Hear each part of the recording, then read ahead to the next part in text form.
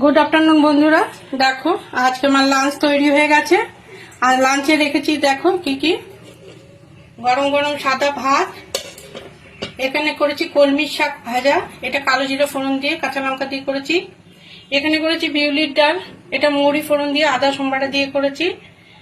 এখানে করেছি কুদরি পোস্ত,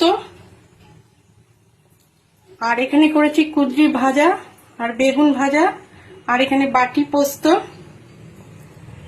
এখানে করেছি কাতলা মাছ পটল আলু দিয়ে ধনেপাতা দিয়ে করেছি, পেঁয়াজ রসুন দিইনি। আর এখানে করেছি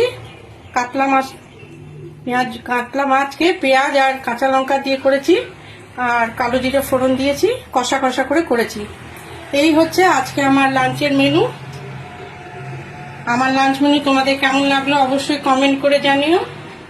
তোমরা কে কি লাঞ্চ করলে অবশ্যই ভিডিও দিও, দেখবো। ভালো থেকো, সুস্থ থেকো। এই পর্যন্ত।